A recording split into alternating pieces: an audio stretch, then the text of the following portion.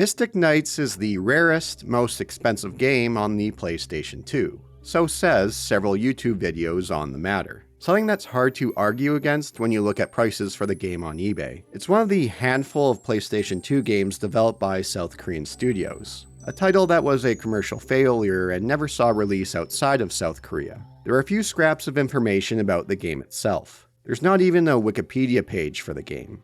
Googling it, my first search result is on the TV show Mystic Knights, Knights with a K.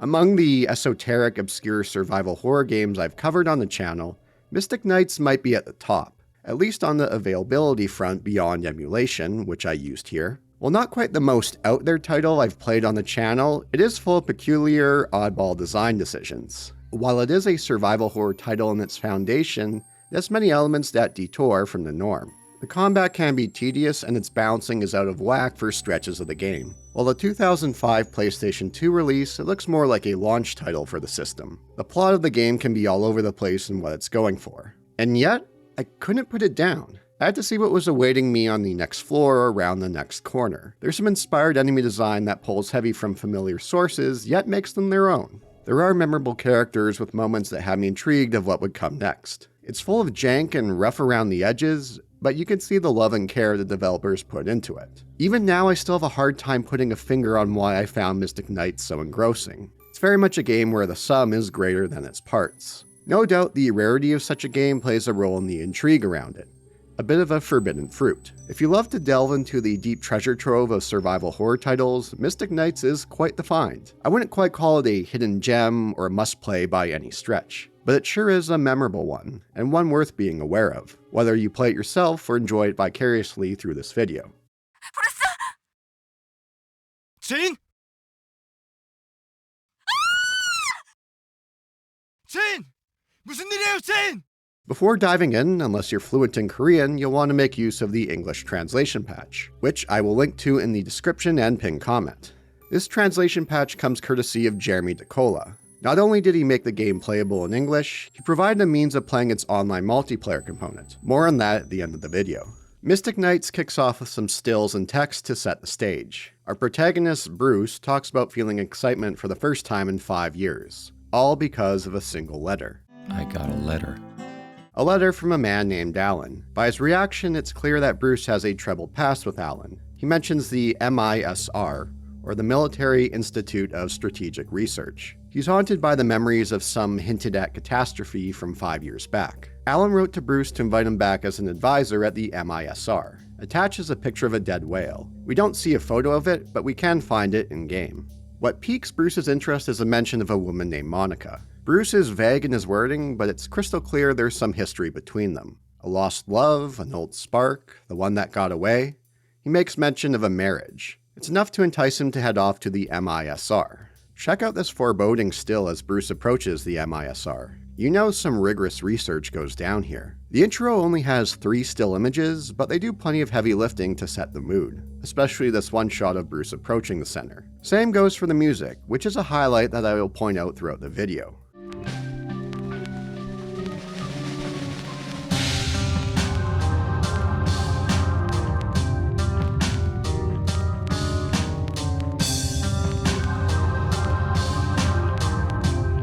Taking an elevator down, something goes awry and it plummets down several floors. Bruce will find a pistol from a nearby corpse and head off to get to the bottom of things. This first stretch serves as a bit of a tutorial. It won't be long before we encounter our first adversary. Quite the abominations we come across here.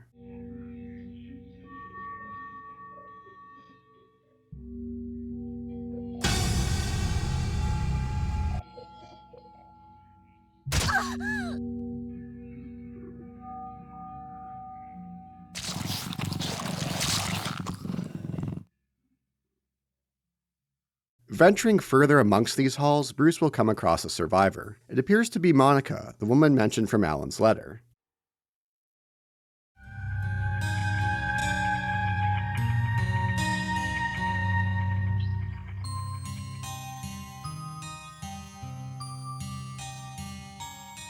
여보세요.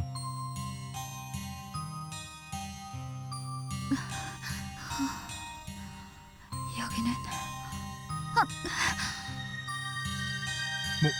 모니카, 모니카, 괜찮아? But no, it's not. It may be the spitting image of her, but this is Jennifer. She has no recollection of how she got here or what is going on. It's quite the getup Jennifer's donning. I wonder what the designer had in mind with these black dots in the nipple region. Bruce heads off to get to the whole truth of what happened at the MISR.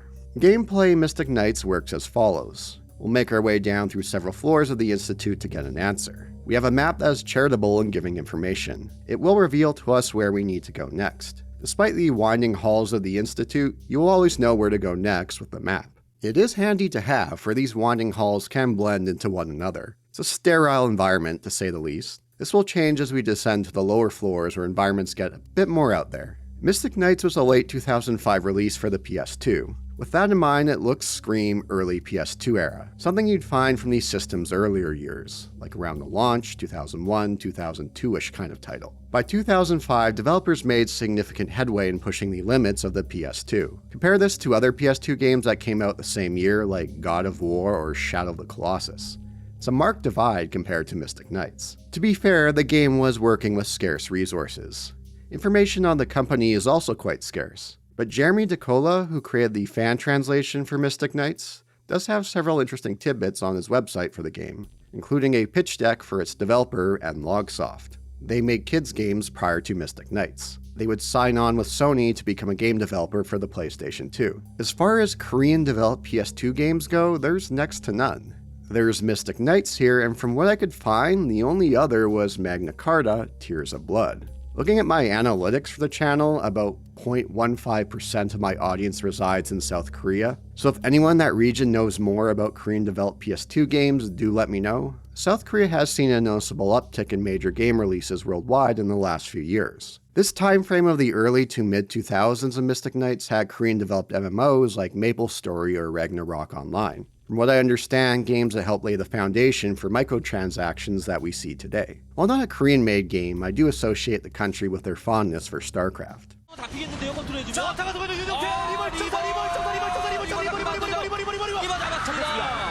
Fun little tidbit of Boulder Punch lore. A younger Boulder got quite into the professional scene in the early days of StarCraft 2, staying up way too late or getting up way too early to watch matches on what I believe was using GOM.TV player at the time. Enjoyed playing the game too, although nowhere in the same realm as the professionals. The slide deck from Logsoft does have a section on Mystic Knights, including character designs and locations that never made it into the final product, like this castle. Take it with a grain of salt, but someone claiming to be the lead programmer and creative director of Mystic Knights did show up in the comments of Grimbeard's video on the game. They had a minuscule budget with a team size of about 14. No one on the team had any experience in writing code for 3D graphics or working with the PlayStation 2, but their ambitions and heart do make themselves known through Mystic Knights, along with its many quirks. One that could help offset a lack of resources. Most of these quirks arise from the game's combat system.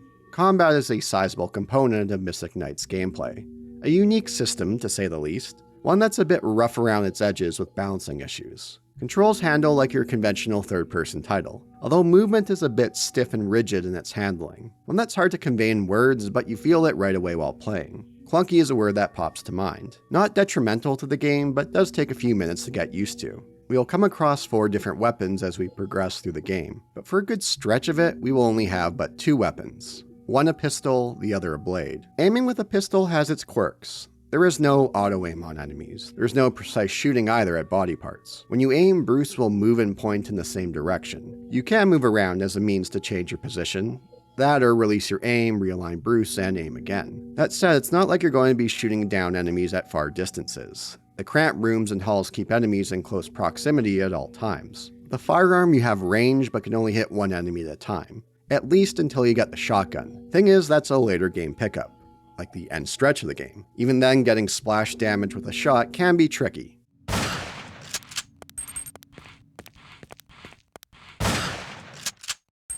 The blade requires you to be up close and personal, but can hit several enemies at once. Bunch enemies up together and you could slice and dice them in short order. With how much emphasis Mystic Knights places on combat, the blade is the better option in most situations. Some enemies will take more damage from a gun compared to the blade, so says the readme in the tips section of the translation patch, something that becomes less noticeable as Mystic Knights rolls on, where a larger gap in levels between my weapons continue to grow. But before we get to the role-playing elements, I want to talk about the enemies. The enemy design and variety in Mystic Knights is the game's greatest strength. There is some inspired enemy design throughout up and down, from the unsettling to the downright bizarre, pulling heavy inspiration from horror mainstays, but enough tweaks to leave their own mark. When I would reach a new floor, I'd always wonder what new enemy would pop up, for there are quite a few here. Going back to those first two enemies we saw at the game's beginning, one that looks to be a more deranged, alien-like Silent Hill nurse, one letting the nipples breathe free air. We will come across other foes in a similar boat. Although the more powerful nurses cover up a bit more, Mystic Knights makes use of a classic gaming trope.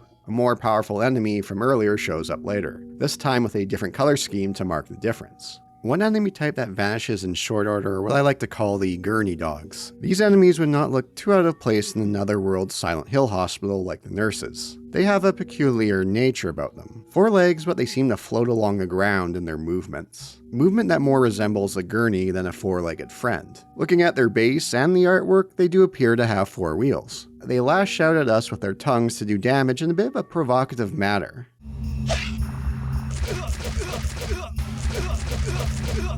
There is plenty of sexual elements amongst the designs throughout Mystic Knights. Beyond Silent Hill, we have designs inspired by the works of H.R. Giger, in particular the xenomorph from Alien, but with a twist. Whenever I check out a game to make a potential video on, there's a time frame where things are up in the air. Is there something interesting here that grabs me, that makes sharing it worthwhile? For about the first 15 to 20 minutes or so, I wasn't quite convinced to cover Mystic Knights. And then the third enemy showed up, and I knew I had to make a video on it. A xenomorph-looking monster, shaped more like a scorpion, but racing around on one wheel? Where in the world did they come up with that design? It's like they threw several ideas in a hat and pulled a few out. One draw had xenomorph, scorpion, and unicycle. I would have loved to sit in on these talks where they pitched ideas for monsters. What else was going to pop up moving forward? This alone played a major role in keeping me playing Mystic Knights, for there is a large enemy roster. This same stretch with the xenomorph racing around on one wheel also have this praying mantis-like creature, one that can be quite vicious in their attacks, although they will disappear for a time but return later on in the game. You have more low-key enemies like these turtle cannon monsters. With the right timing and positioning, you can hit their projectiles back at them with your blade. I will cover more later on, but the sheer absurd nature of Mystic Knight's monster design kept me going. It helped offset the several quirks and flaws of its combat. Combat handles like a rudimentary hack and slash. Most enemies have basic attack patterns. Although there's these blade ladies who attack in packs who can unleash a combo that locks you in place as it plays out. Combat with the blade can be frustrating. You could do a 3-hit combo followed by a 4th slash, one that has a bit of a delay. Thing is that 4th slash tends to result in you taking a hit. Enemies have short recovery windows from hits. There are no invincibility frames during our attacks. Even then, several enemies can get an attack in within a 3-hit combo. But there are quirks and a means of gaming Mystic Knight's mechanics to alleviate the risk of damage. Instead of slashing at an enemy head-on, slash that at an angle. Not all your hits may land, but enemies are more likely to miss their attack. Not that enemies do much damage, but it can be frustrating in how they stop you in your tracks or knock you off your feet. There is a strategy of the cheesing variety to make things easier, one to help group enemies together and slash them down all at once. Since the dawn of games, one of the greatest weaknesses of enemy AI is pathfinding around doors. Mystic Knights is no exception. Gather them around a door and watch them struggle to join you on the other side. Use your blade, which you could clip through the wall. With group damage, blades can take down enemies in a far more efficient manner. Compare that to guns, which don't do splash damage on other enemies until you get the shotgun in the game's end stretch.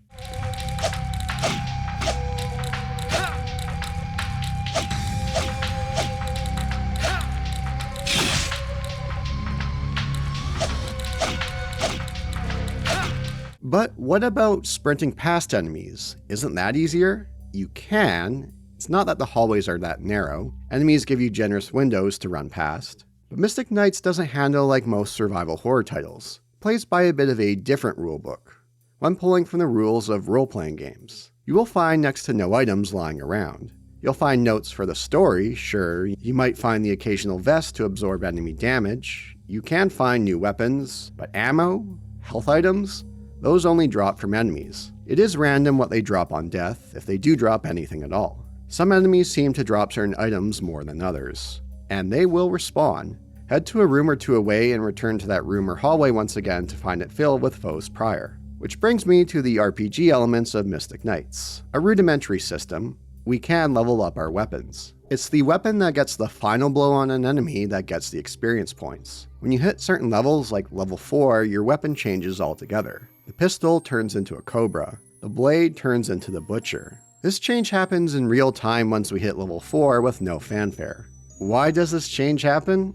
Who knows? They are doing some cutting-edge military research down here. Did they develop weapons to evolve as the user improved in their skills with them? One that evolves after receiving much usage? Whatever the reason may be, this leveling element is by far the game's largest issue. There's a stretch where the balancing of it falls all out of whack, where the game grinds to a halt, halting progress until you grind. At first I did little grinding, move from point to point along the critical path, deal with enemies along the way, but unless I needed to refill my health or ammo supplies, I wouldn't go grinding out enemies.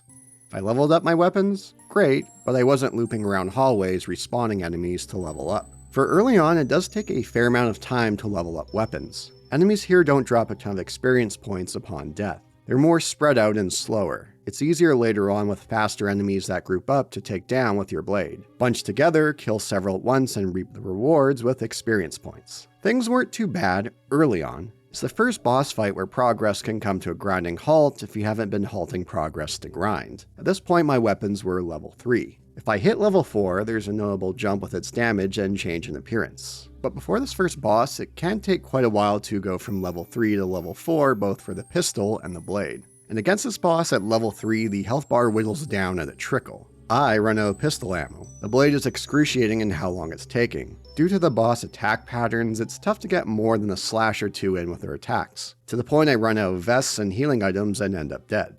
Did I miss something? Like another weapon? It's not like these halls are maze-like where it's easy to miss something. Enemies by now have dropped shotgun and assault rifle ammo.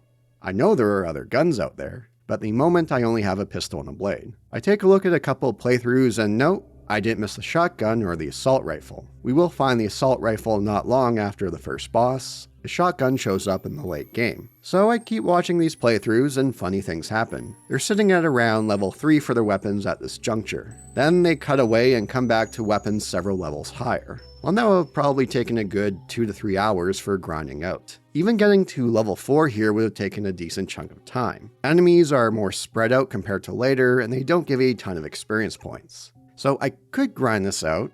I'd rather not. This acts as a bit of an antithesis to survival horror design. Games that tend to be respectful of your time. Not that Mystic Knights is a staunch follower of survival horror design, but it does pull from the foundation. It's not like the horror genre hasn't made use of RPG elements. I've covered several on the channel, like Sweet Home, Parasite Eve series, Kudelka, but never along the critical path did those games grind to a halt and have you grind out things to progress. Grinding was never a necessity, and it's not like you can't beat this boss without grinding, but with its massive health pool, it's another chore and bore. I did play Mystic Knights on normal mode. With how bullet and blade spongy enemies and bosses could be, I have to wonder how much more enjoyable the game would have been on easy mode. It's not like enemies are tough to deal with beyond their large health pools. If you do decide to play Mystic Knights, don't feel bad if you decide to play on easy mode. Playing on easy mode tends to be the worst way to experience a game, but with these frustrations around grinding at this point of Mystic Knights, it's a title that's an exception and not the norm to the rule. Still, are there other options beyond grinding? I could save scum my way through this fight, and that might still take a while. Anything else I could do? That's right, we're gonna cheat. To be clear, this is the only time I used cheats for Mystic Knights. The only cheats were infinite ammo and infinite health. There's no cheat for upgrading my weapons to max level, but for this fight, fine with just doing infinite ammo and infinite health. For Mystic Knights does better with balancing the grinding moving forward after this boss. For a couple of reasons. 1, the game is more generous with experience points given with new enemies or those returning. 2, enemies group up far more often. It's not uncommon to enter rooms or hallways with 3 to 5 enemies bunched together. Use the door cheese tactic with the blade to make short work of them and alleviate damage. With that, it's easy to level up the blade in short order. Before I know it, it was several levels higher compared to my pistol. Now, firearms are useful, but more against bosses. The attack patterns of bosses don't play well with the blade. You are lucky to get a swing or two in, even if hitting them at an angle. But I found little incentive to use the pistol or the assault rifle against the standard fodder. The blade is so much more efficient. The tips in the translation guide did mention some weapons do better against certain enemies, but with the widening gap between blade and pistol, that mattered little. Now there is a means of leveling up guns faster without burning through ammo in time. Whittle down your enemy with a blade and have the killing blow with a pistol or the assault rifle. It's the weapon with the final blow that gets the experience points. That said, when I did get the assault rifle, my pistol was already at level 4. I decided not to bother with it and just focus on the pistol when I wasn't using the blade. Guns received little usage until I came across the shotgun near the game's end stretch. Another thing to note, Mystic Knights does not display enemies' health. Something that could have done wonders for the game. Would have been a nice courtesy to the player to see how much damage you're dealing out. As far as I understood from playing the game, hits always do the same amount of damage. For gun, it doesn't matter if you're right in their face or across the room. As long as you hit them, it's the same amount of damage. This did make it easier for the strategy of hitting them with a blade and finishing them off with another weapon. It's a clunky combat system, to say the least. Bouncing is a bit out of whack, especially once you approach that first boss. And yet, I didn't find it to be too large of a detriment. I didn't find myself tempted to use cheats beyond this one stretch to run through the rest of the game. Even with its rudimentary combat with bullet sponge enemies, I wasn't rolling my eyes at every combat encounter. I didn't have many moments where I thought about throwing in the towel on Mystic Knights. I had a hard time on putting my finger on why. Was it the rarity of such a title? The fact that it's a bit of a forbidden fruit? I'm sure that did play a role to a certain extent. The enemy designs had me looking forward to seeing what new enemy I'd come across next. Was it the story that kept me going? It's a bit all over the place with some quality character moments. Even now, I am a bit befuddled to what sucked me in with Mystic Knights. I'll look into the story may provide some more insights, so let's dive into what Mystic Knights has in store for us. Beyond cutscenes and dialogue, we have notes scattered about to piece things together. On the starting floor, there's a note about incredible data coming from the lower floors. They are conducting research on cell regeneration. Seems they may have found the key to immortality. That said, this could also lead to adverse effects on human DNA. You know how these kinds of stories can go. Might explain the creatures we come across. After we find the exit to this first floor, Bruce and Jennifer will come across 2 other survivors.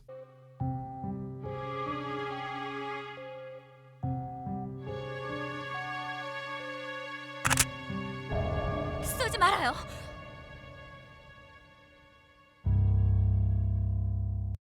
This here is Sergeant Jane Blair of the Security Force, and Dr. John Nilsson, a chemical engineer. Check out G.I. Jane here. Beyond her pistol, she comes equipped with ballistics. It's not like Mystic Knights hasn't been titillating with its monster design so far, something that only continues as we progress. Like Jennifer, Jane's got these bizarre black marks on her outfit in the nipple region. I can assure you, dear viewer, these dots in the nipple region were crucial to their design. Nonetheless, G.I. Jane here is looking fly with that red beret of hers. I love these character portraits that pop up during dialogue scenes. Each character will have a few select poses depending on their tone and discussion. There's plenty of character conveyed through them. Jane and John don't have a clue of what's going on. There was a big explosion, staff vanished, and the power's out. We head down to floor B1 to see if we could find a way out, get the power up and running, and rescue any survivors. While getting the power back up, Bruce spots a few survivors on the monitor feed, although one looks to me to presumably gruesome fate.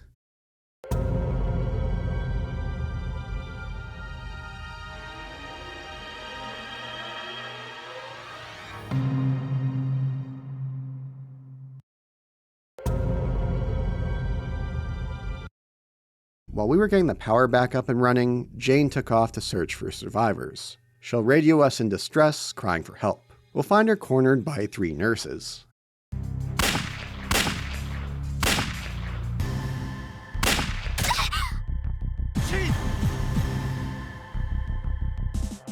Ballistic jokes aside, I found myself dumbfounded that she couldn't hold her own against 3 nurses. These aren't even the more powerful versions. She looks like she knows what she's doing. She seems to be using the same pistol Bruce is, so should her pistol not level up as well the more she uses it? She has made it this far. Did she only sprint past enemies before with John in tow? Whatever the reason may be, we need to go find a drug to heal her up. And my oh my, this indeed is a Korean game, putting the tit in titillating, aren't we, Jane? Enjoy it while you can. After this scene, she'll be back to normal, outfit included. Heading further into B1, we will come across 3 survivors. Kelly, Henry, and Frank, researchers at the MISR. When asking what happened, a curious term pops up in conversation. 오면서 뱀파이어를 보지 못했어? 뱀파이어? 괴물들을 말하는 겁니까? 물론 괴물들을 말하는 겁니다. Vampires. Huh? Well, sort of. Kelly says they are mutants, the result of human experimentation. What we come across so far, vampires were the last thing on my mind. This held steady for the remainder of the game. Whenever I saw or heard mention of it, I'd remind myself of Kelly calling them mutants, even though she herself will call them vampires in future conversations. I think it might have been a translation issue at first, but with how frequent it comes up, this was the writer's intent, so let's roll with it. Funny note about Frank here, one of the researchers. He was going to retire tomorrow and live out a peaceful life. Not the cliche 2 weeks until retirement. Tomorrow. Boy, talk about unfortunate timing. There's no way Frank is making it out alive, is he? From here on in, we get into a bit of a rhythm. We make progress. Bruce radios Jane to gather the survivors to venture forth and regroup with us. A chat ensues with the group with the possibility of a cutscene. Whenever you get into these moments of downtime, be sure to chat with everyone. Exhaust all dialogue. Henry will give us a key needed to unlock a door several rooms over. There is no indication of you needing to do this. Good thing I did.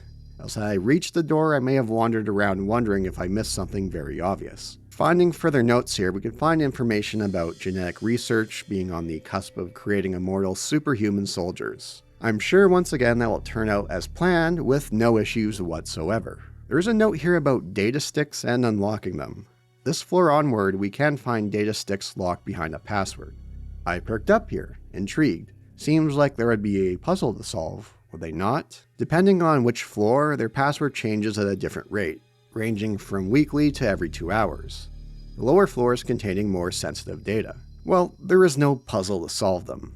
You find the data stick and find a note with its password data. You use the last password entered to unlock the data stick.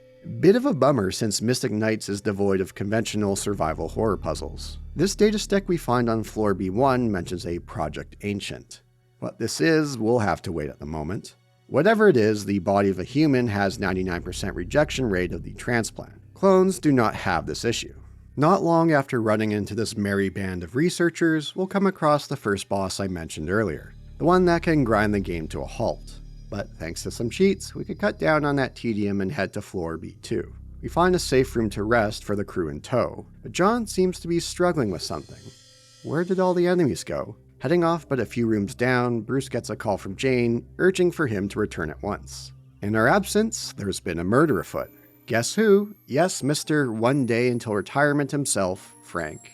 Kelly found his body. Everyone zones in on Kelly, who is insistent in her innocence. As much as I enjoy these character portraits and shifts, Kelly is a standout. This one with her hand on her hip says so much about what she's feeling at the moment. 네? 저는 단지... 어떻게 프랭크의 시체를 발견하게 되었어? 말해봐요. 네? 설마 저를 의심하시는 거예요? 먼저 본 것 때문에 제가 살인자라는 건가요? 저는 아니에요. 아니라고요. 더 이상 이곳에 있고 싶지 않군요. There's a growing feeling of suspicion amongst the dwindling group of survivors, casting an air of paranoia and mistrust amongst one another. Was it one of us, or some monster? The music on this floor lends weight to this feeling of unease and mistrust. As noted earlier, I am quite a fan of the music here throughout Mystic Knights. That said, there's a bit of an amateur feel in how it loops. Instead of looping around in a seamless manner, it fades out and loops again. It's a bit of a jolt that can detract from the mood. Which is too bad, as top to bottom, the music is fantastic.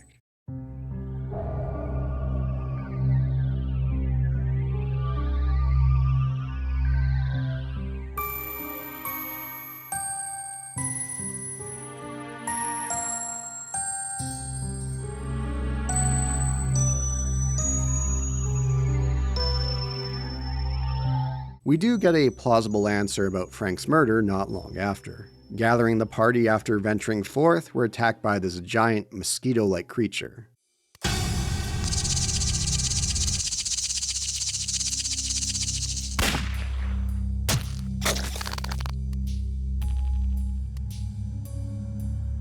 According to the researchers, it's a vampire larva, one transplanted to humans to modify their DNA. At least, that's what the researchers think. Kelly realizes she did see a larva near Frank's body, or so she says. This may be a convenient means of dispelling suspicion against her. At this juncture, Kelly is off the hook for Frank's murder.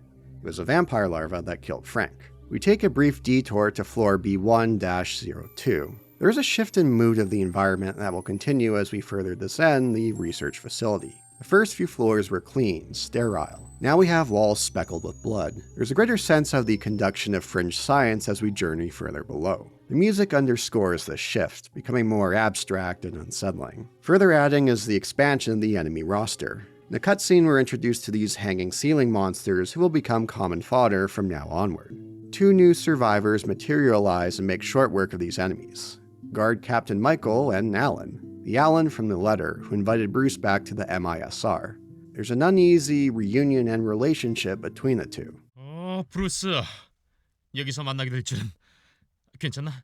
Giving further note to these portraits, this chin-stroking pose of Alan is an apt reflection of his character. You get a good sense of who he is before he even gets a word out. Alan pleads ignorance of what's going on with the monsters here. What about Monica, the woman mentioned in the letter? The one that Bruce mistaken for when he first found Jennifer. Alan informs Bruce she left a couple of days ago to go visit her parents. He gives Bruce a letter from Monica. She expresses regret for what happened 5 years ago. Not a day goes by where she hasn't thought of him. We get a flashback with still images of Bruce, Monica, and Alan. One in happier days conducting experiments. Seems like Bruce was onto something with his research back then. What went wrong with it? What happened between the 3 of them? Once again, the music does a great job amplifying the feeling of this scene. A sense of loss and reflection upon simpler, happier times for Bruce.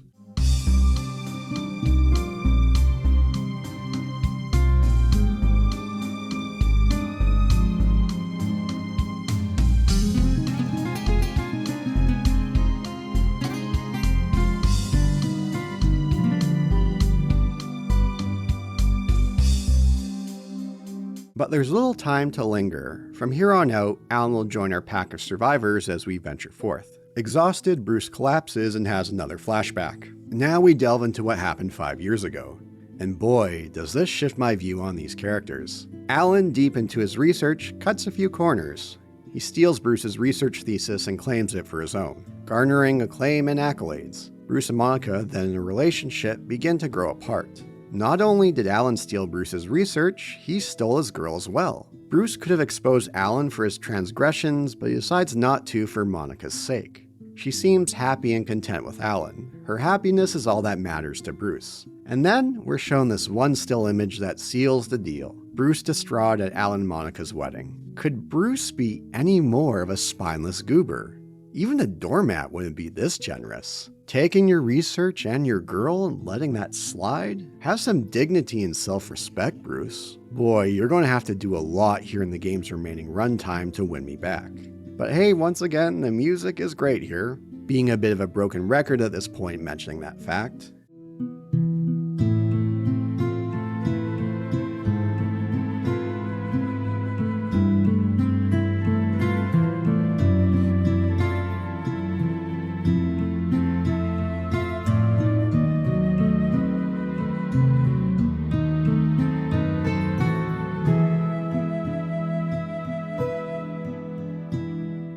And Alan, how could you steal Bruce's research? That's low.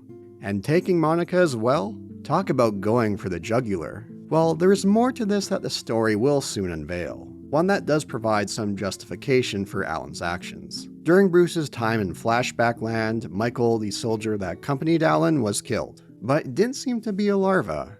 Alan speculates one of the survivors may be infected. There's no way of telling beyond using a detector machine for infection on the floor below. Before we reach that floor, we have the second boss to deal with. Thanks to the shift in balance and grinding, he is far easier to deal with. I didn't need to use cheats or go around grinding for levels and items. That said, it's still a deep health pool that could have used some chopping. He swings around what looks to be a giant log. He'll spawn these blade enemies throughout of the giant sack on his back.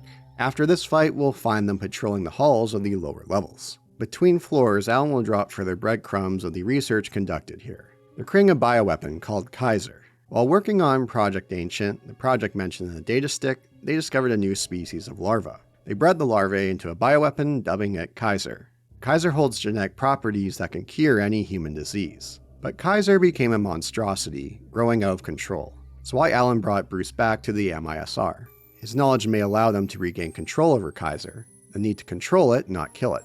Think of what they could do with the ability to rid the world of disease. Although I have to wonder if once again Alan will take credit for Bruce's knowledge, especially if Bruce will cede and roll over once again. And yet, as Kelly suggests, Kaiser may be too far gone. It's too dangerous and should be destroyed. Classic sci-fi trope, something that can offer benefits to all mankind. But we may be flying too close to the sun here. It may be best for mankind's future to destroy it. Decisions. Will we be given that option when the time comes? There is a note on this floor that gives more information about Project Ancient.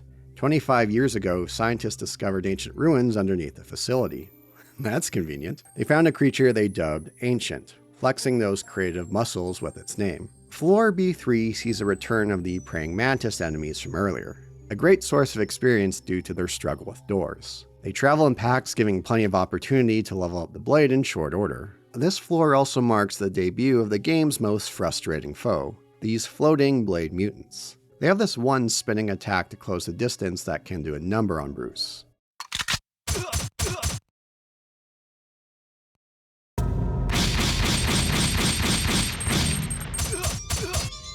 We'll come across that machine that can reveal who's infected by vampire larvae. Some of the paranoia and unease from a few floors back returns to the forefront. Who among us is sus? Was it Kelly? Remember, she did find Frank's body. Suggesting it was a vampire larva that did it may have been a get-out-of-jail-free card she played. Or was that a bit of a red herring? Turns out it was. She's fine. We're fine. The only one who isn't fine is the other remaining researcher, Henry. While he might be infected, it hasn't taken a full hold on him, but will within the hour. Henry takes matter into his own hands as the scene reaches its breaking point. 아니야. 그럴 리가 없어. 걱정 말아요, 헨리. 분명 치료 방법이 있을 거예요. 거짓말. 나 때문에 내가 2명이나 죽였단 말인가? 어떻게 이런 일이? 더 이상 살인을 하고 싶지 않아. 무슨 짓이에요? 모두들 물러서요! 이 길밖에 없어!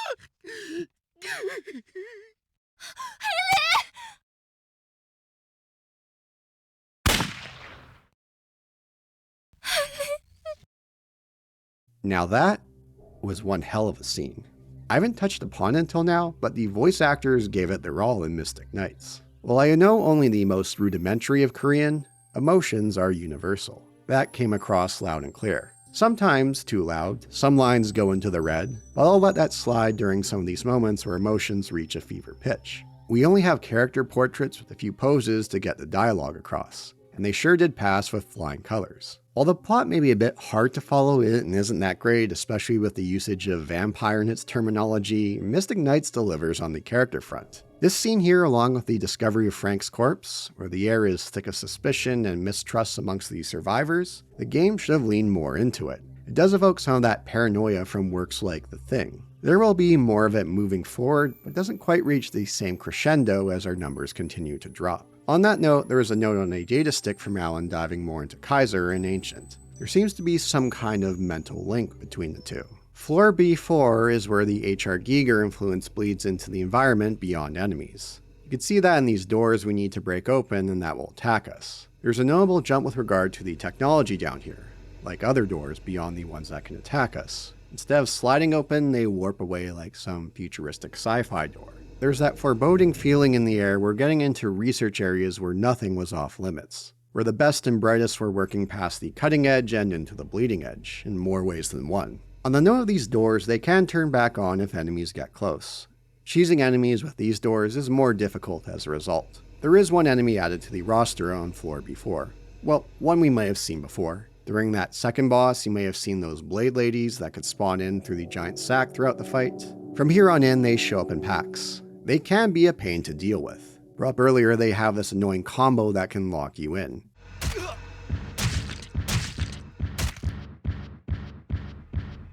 Using the blade to take down a group is still the best option. Once again, hit them at an angle to mitigate potential hits. We have this odd moment where Jennifer ends up ahead of Bruce. So far, Bruce has been the one to forge ahead, gathering the party to venture forth after clearing the way. Jennifer wasn't the only one who ventured forth past Bruce. Kelly ran ahead and is now missing. Before we find Kelly and what imminent revelation awaits Bruce, there's a couple of notes to make note of. The National Defense Commission deemed Kaiser too great a risk to mankind. They cut funding to Project Ancient, but the project continued in secret. And on this floor, we could see the fruits of Project Ancient's labors. Remember that Alan told Bruce Monica left the facility a couple of days back to visit her parents? That was a lie.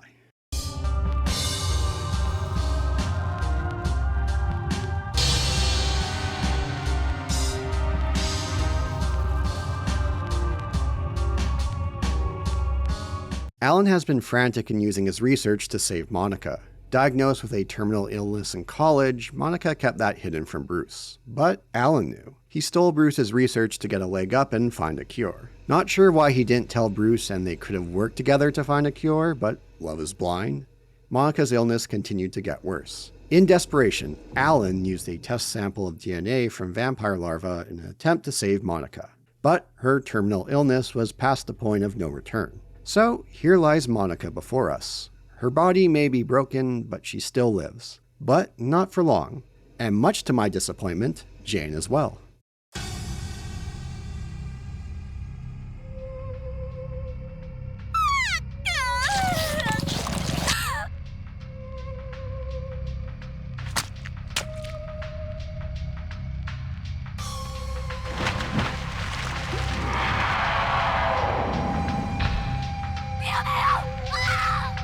This boss fight, while far less frustrating than the first, has its share. By this point, my blade, now a Slayer, has several levels up from my guns. As noted, the blade is far more efficient in dealing with enemy mobs, but with bosses, the blade can struggle due to boss attack patterns.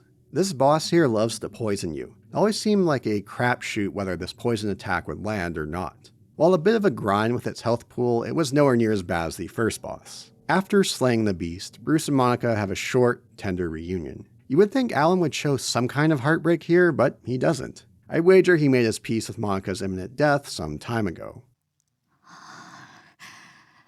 브루스, 꼭 와줄 거라 믿었어. 너무 늦지 않게 해달라고 매일 기도했는데 이렇게. 미안해, 모니카. 모니카, 안 돼. 이렇게 죽을 순 없어. 모니카, 죽이면 안 돼. 모니카!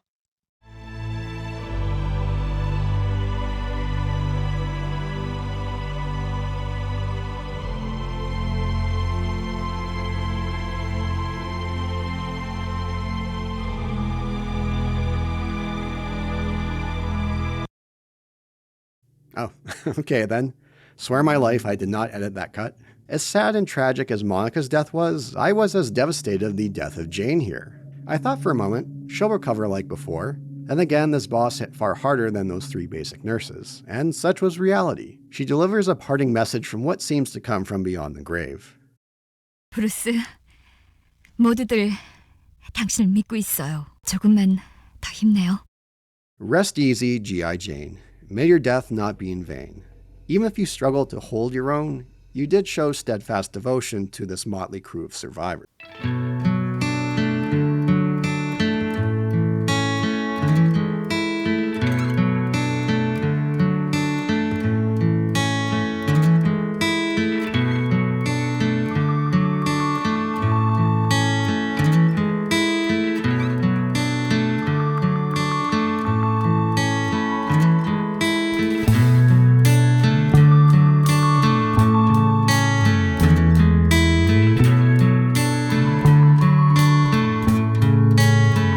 We can retrieve the shotgun on floor B5.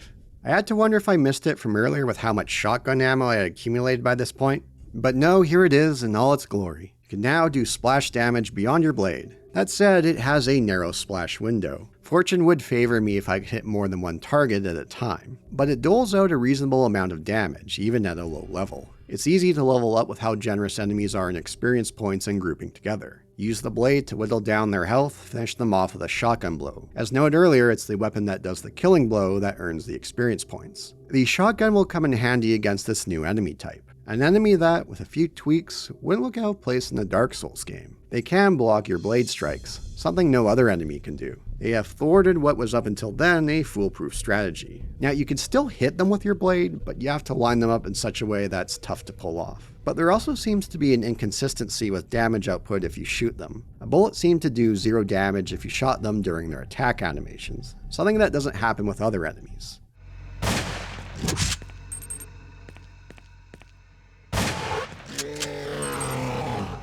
Floor B5 has the closest resemblance to a conventional puzzle, one involving item progression. To get the power up and running, we need to make use of 4 different kinds of cylinders, cylinder A through D. We can pick up 2 at a time of each cylinder, collect them near the floor's entrance, and head to the power rooms in the outermost rooms of the floor. We need to use the correct cylinder for the corresponding power switch. There are 4 rooms, each room has 2 power switches. There's a note telling us what we need to do. The regurgitator puzzle. Simple enough, but it's a bit vague in its wording. Left I get, right I get, but up, down, top or bottom, we have 4 rooms. Does up mean the northern rooms, or does top mean the northern rooms? Or does up mean the northmost power switch in the room, or does top mean the northmost power switch in the room? You will know if you get it correct, but it is possible to use the wrong cylinder on a switch and it uses up that cylinder, which then requires a trek all the way back near the entrance to replenish your cylinder stock. I was not thrilled, to say the least, when I made a mistake and had to make the trek back.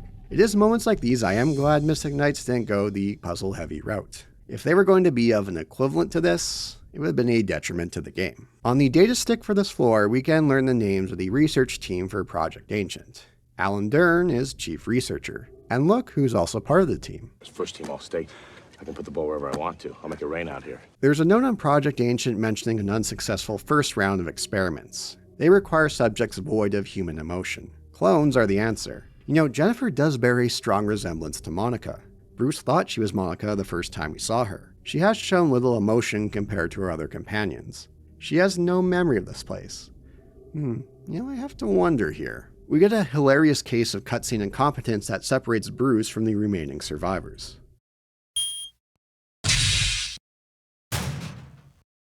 알렌, 모두 괜찮아? 그래, 모두 무사해.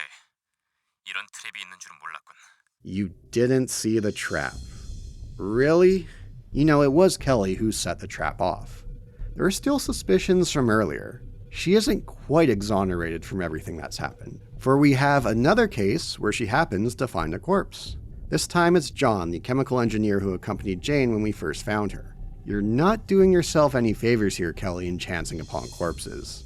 If you are at all. Once is happenstance, twice is coincidence, 3 times is enemy action. You're on strike 2, young lady. Your pleas of innocence aren't quite landing like they were before. Floor B5 ends off with a flying foe as a boss, one that went down without much of a fight. Even though I only picked up the shotgun on this floor, it took a little time to get it to level 4, where it's renamed Avarice, a term for extreme greed, which doesn't feel fitting for a more powerful shotgun. Might be a translation thing. Before we head to B6, the final floor, there is only 4 of us left. Bruce, Alan, Jennifer, and Kelly. Alan mentions genetic splicing transpired on the floor below. He implies that the enemies below will be far stronger than what we've dealt with. But there's nothing to worry about on that front. There are no new enemy types to deal with on floor B6. Nothing here is as powerful as Alan implies. The motorcycle enemies do return. Nice to see them one last time before we reach the end stretch. Kelly calls out Alan for hiding things from us. I love the change in Alan's face during these scenes while still holding his chin. Pretty much every pose he does that, but he might have little shifts to his facial expressions to convey what's going on with him. 모두 이곳에서 이루어지고 있는 듯합니다만. 기억을 잃었던 건 당신인 것 같군요, 알렌던 박사님. 네? 무슨 얘기죠? 당신은 지금 벌어지고 있는 일들에 대해 잘 모른다고 말하지 않았나요? Kelly acting up again runs off from the rest of the group. This time, she doesn't find another corpse, she is the corpse. We find her diary on her. Turns out she was not a researcher, but a reporter. In it, she accuses Alan of being the ancient vampire. But wait, didn't we scan him a few floors back?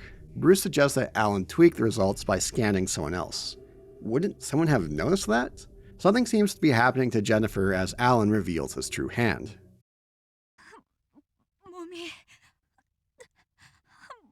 몸이 아파요. 제니퍼! 또 다른 에이션트 뱀파이어가 깨어나고 있다. 이제 때가 온 것 같군, 브루스. 뭐라고?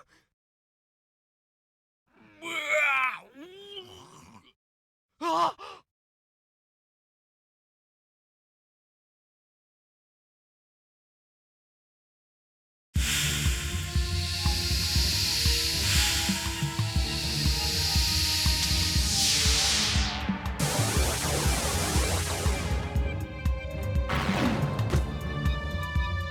Knocked out for a time, we'll find Jennifer and Alan in vampiric combat a few rooms over, again making loose usage of the term vampire. They look like final bosses you would face in a fighting game.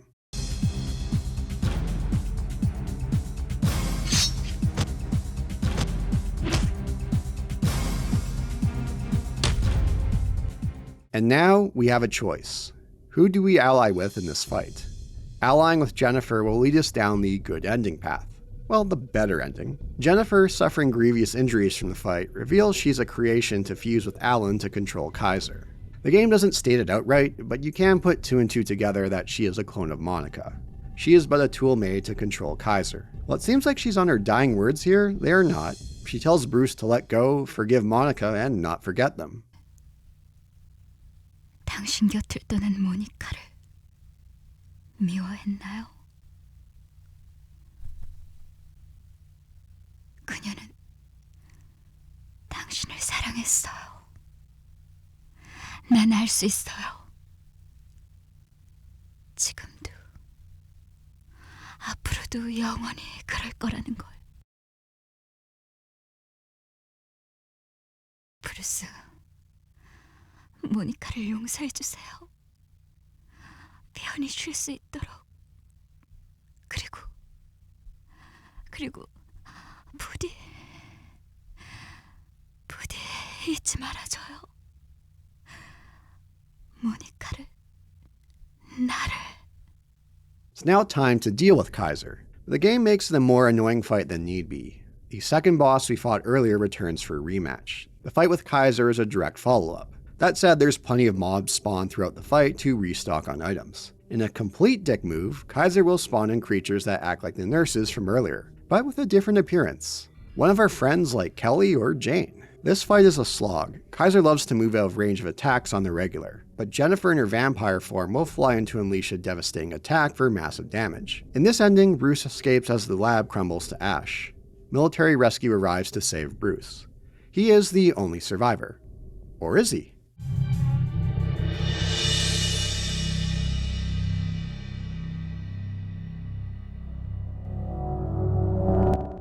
Let's rewind the clock back to the choice from earlier. What if we side with Alan? We take down Jennifer, but a voice tells Alan to kill Bruce. I'm venturing that's Kaiser reaching out to him. There was mention about telepathic communication. We then have to fight Alan to the death. This time there's no assistance against Kaiser.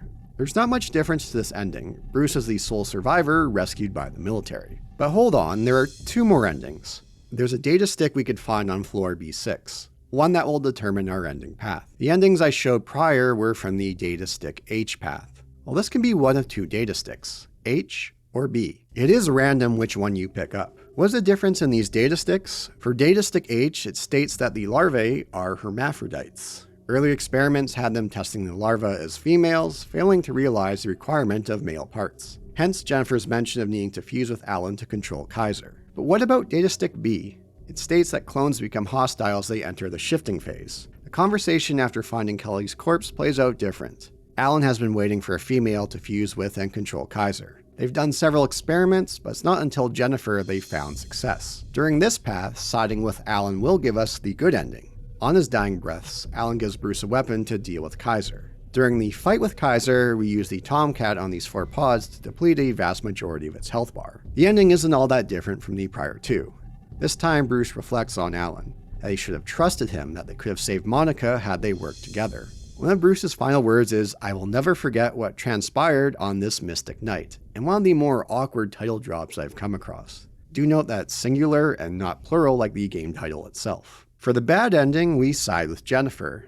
This time we kill Alan first and then have to kill her. There is no assistance against Kaiser. This time, Bruce reflects on how he failed Alan and pleads for forgiveness. And so ends Mystic Knights. The plot and lore is a bit hard to follow with regard to ancient, Kaiser, cloning, vampires.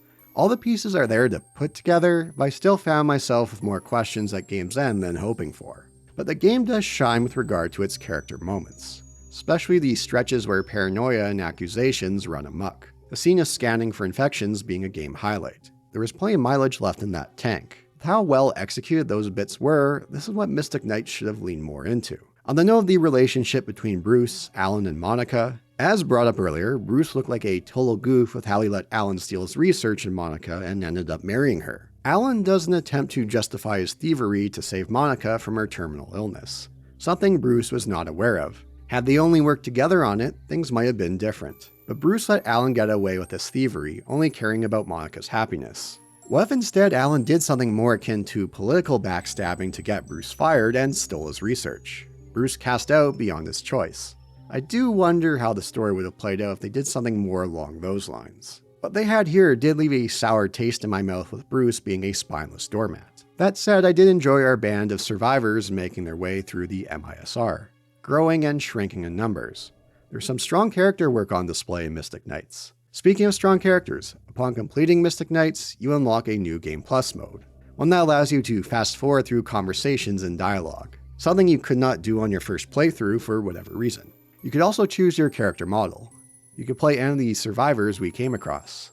That said, it doesn't change the game's dialogue or story. Remember those vampiric forms of Alan and Jennifer in the game's end stretch? We can transform into them with a push of a button. The women will take the vampiric form of Jennifer, the men Alan's. You can cycle through different attacks that you could level up, the attacks we saw during the fight against Alan or Jennifer. Not a bad addition for a new Game Plus mode, but this isn't the only way we could play as a vampire. Despite its minuscule budget and lack of experience with the system, they did create an online multiplayer mode. But those servers are long dead and inaccessible, are they not? Surprise, surprise, they're not. Not only did Jeremy DeCola make a translation patch for Mystic Knights, he did some reverse engineering wizardry and create a private server for the game. The things fans do to keep niche games alive. I will provide links if you have interest in checking it out through the PCSX2 emulator. You have to go through several steps to get it up and running. If you try getting the Resident Evil Outbreak series running online with PCSX2, it is similar with the number of steps. The multiplayer mode plays up on the paranoia and suspicion that there is a traitor amongst the group. Up to 4 players can play. 10 minutes to kill 40 vampires. Amongst the 4, one is a vampire. As a vampire, your goal is to prevent the other 3 teammates from meeting that vampire kill count. There is a suspicion meter. Once full on a character, you can now attack them unless you are the vampire. Watching the footage of it, I do wish some of these elements did pop up in these single player game portions, where throughout we had some of these survivors turning into vampires that you had to catch, but that wasn't the case. And Mystic Knights never saw a wide release. This looks to be the last game of N-Log. The game was a commercial failure and only remained a Korean exclusive until the fan translation. Add to the fact that it seems there was less than a handful of Korean-developed PlayStation 2 titles, and what you have here is a collector's holy grail. A couple of copies are on eBay in the $2,500 to $3,000 USD range, but you have to wonder how many copies are floating around in various spots in South Korea. Are they aware of how rare this game is? Or is it another game sitting in a large pile forgotten to time? There is a blog, Chris Survivor's Horror Quest, that documents his journey to find a copy of the game in South Korea. A harrowing tale of a man seeking a copy of the game in the Seoul flea market mere hours before his flight leaves the country. He was able to find a copy tucked away amongst the stalls for around $30 US. This was back in 2018, so I'm not sure what the game's value was looking at prior. If you went to that same flea market now and found a copy, how much would it be going for? I do have to wonder if doing a video on Mystic Knights here will drive up that value even higher. Regardless, Mystic Knights is an oddity amongst the mammoth survival horror catalog. A game that might well be the most expensive and rarest PS2 game. A game with a survival horror foundation that uses several peculiar design decisions. Decisions that result in a game being quite rough around the edges, where jank comes to the forefront. But strengths are enough to overcome these shortcomings. Mystic Knights was a game that engrossed me, where despite the rudimentary gameplay, had enough to entice me to see what was around the next corner. From its inspired enemy design to its memorable characters that make up its messy plot, Mystic Knights is a perfect example of a game's sums being greater than its parts. By no means is it an essential play, a long-lost forgotten gem lost to the sands of time. This video may be more than enough. If you're one who loves to dive into the weird and the oddball when it comes to survival horror oddities, Mystic Knights will be right up your alley. And who knows, you may find a copy of it amongst the alleys somewhere in a South Korean flea market going for a reasonable price. Hopefully a far better deal than the copies floating around on eBay. Thanks for watching. Curious to hear your thoughts in the comments below. If you've checked out the game, if you're a collector, have you tried to snag yourself a copy? If you're amongst the 0.15% of my audience in South Korea, did you play this game back in the day? If you would like to support the channel further, do consider becoming a Patreon or YouTube member, or leave a one-time donation through a Super Thanks or Ko-fi. Special shout out to the Boulder Punchers who give extra support to the channel. For those in the complete global saturation tier, American Boot, Flan Nagel. For those in the thank you for your patronage tier, Tom Terrible. For those in the now this is Boulder punching tier, Ethan, James Warner, Cray, the Madman in Waco, Nate 2, the original Narcisse Diet Thick 2 TM Neo Edition. For those in the Jill Sandwich tier, On Hell, Benji, Benny Winterdawn, BBF and Bloxburg, Dark Rod 99, Dragon Fang Studios, James Kilgore, Leonard Arnenson, Logan Lepin, Mad Morpheus Gaming, Mikkel B, Nico Pero, Sam Jones, Squid Vicious, Strababina, Vinyl Morpheus, Will Han, and Zin. And thanks to those for one-time donations. Thank you Burley Noir Bader on Ko-fi, saying to check out the White Chamber game, which is a sci-fi anime horror point-and-click from the mid-2000s, which I believe was a Newgrounds game. You know, I have floated around the idea of doing a video looking at various old Flash games from the Newgrounds era. There were some interesting titles coming out from that time frame. Now for the post-video Q&A, so those in the Chill Sandwich tier and higher can ask these. One question today from Flan Nagel. Since the weapon evolution system forces you to grind and farm respawning enemies for blood or experience, how badly did that loop hurt the game's pacing? And because those same enemies constantly drop ammo and health, did that abundance of resources completely kill the tension and sense of survival for you? What might you add or tweak? As I brought up, it did hurt the pacing around the first boss, but otherwise, it wasn't too much of an issue. As far as killing the tension and survival, it was the lack of enemy damage that I found to be the biggest issue there. The whole grinding element, while differentiating for the game, was its greatest weakness. For tweaking it, I'd be curious if they did something more like a classic survival horror. Up the enemy damage, but have resources found throughout instead of for killing enemies. Drop the leveling element. Chop down on the enemy health pool. Or change how enemies respond. Funny when you brought this question up, my mind went to Dark Souls. If they had something more like the Souls formula with regards to spawning. Have enemies hit harder, and when you respawn, end up at the gathering of survivors. At that point, enemies will respawn as opposed to every few rooms. That said, the game becomes something else altogether with these shifts. How much of its charms would fiddle away in the shuffle? Bit hard to say, but an interesting question to ponder over. So again, thank you everyone for watching this video. I'll see you in the next one. You have a heart of gold. Don't let them take it from you.